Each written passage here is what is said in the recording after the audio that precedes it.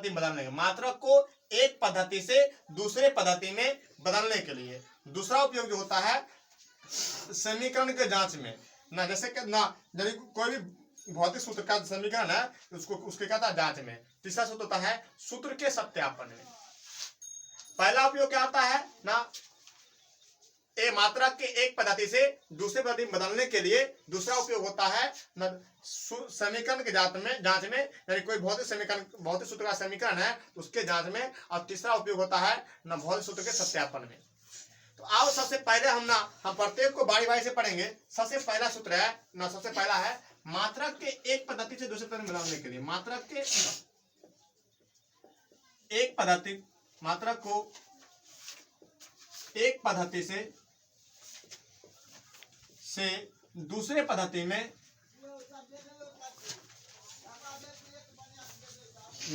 बदलने के लिए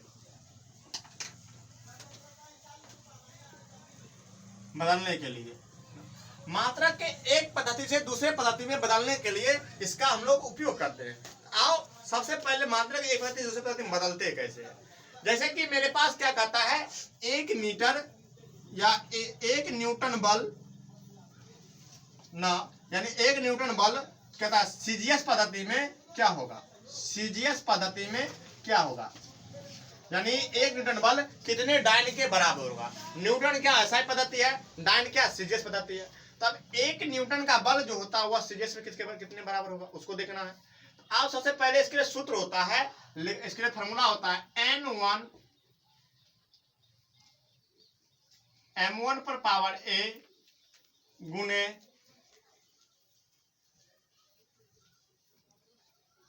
L1 पर पावर B गुने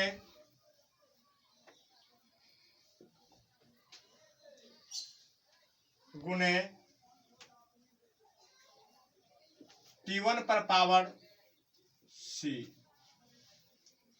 इक्वल टू N2 गुने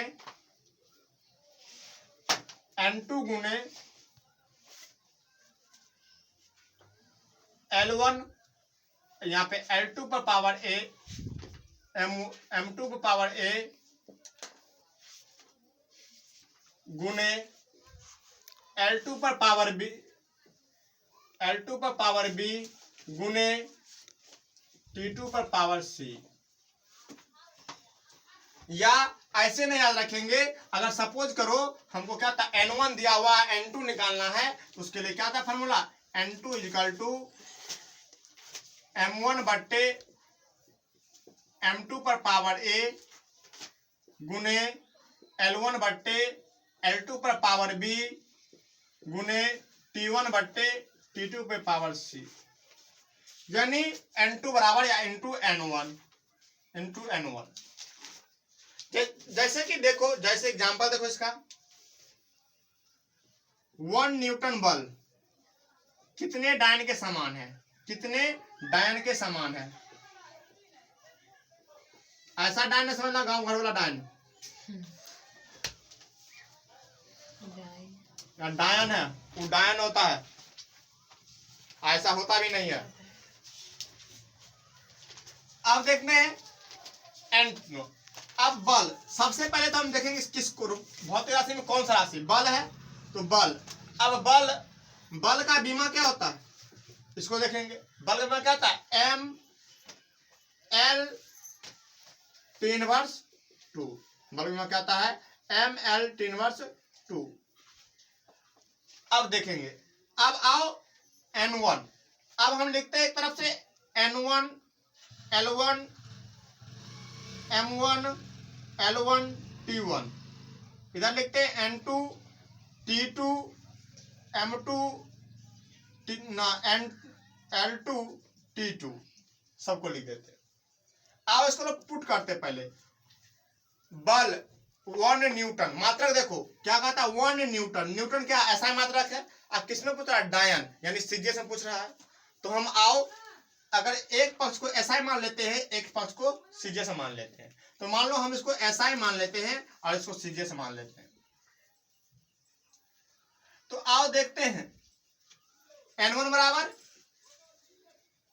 1 M1 में SI में M1 M मतलब क्या हो जाएगा मास। SI में मास कितना होता है, मास बराबर 1 kg। अब क्या जाएगा L1 लंबाई लेंथ 1 मीटर, T1 1 सेकेंड, क्या क्या है MLT है। तो M के लिए एक लिख दिए, L के लिखे भी एक लिखे, T के लिए ना क्या एक सेकंड लिख दिए। अब आप यहां से देखते हैं N2 सीधे से पूछ रहा है वाट।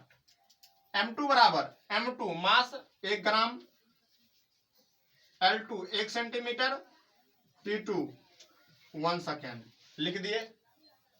तो अब आओ देखते हैं, लिखेंगे N2 बराबर क्या हो जाएगा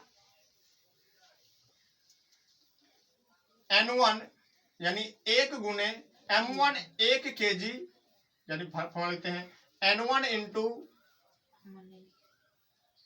M1 बट्टे M2 पावर A गुने L1 बट्टे L2 पावर B गुने T1 बट्टे T2 power C।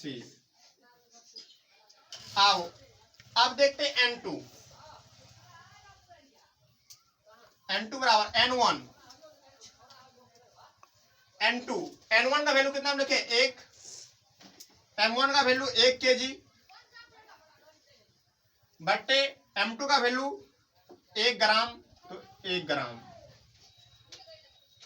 Power A के लिए यहाँ पे M का पावर कितना 1 नहीं कुछ तो 1 है, तो पावर क्या जाएगा 1 गुने L1 का वैल्यू 1 मीटर, L2 का value 1 centimetre, power B L पे पावर कितना है 1, तो यहाँ पे लिखेंगे 1 गुने T1 1 सेकेंड बट्टे 1 सेकेंड, पावर C का वैल्यू -2, तो क्या 1 सेकेंड कैंसिल कट के भी 1 ही हो जाएगा।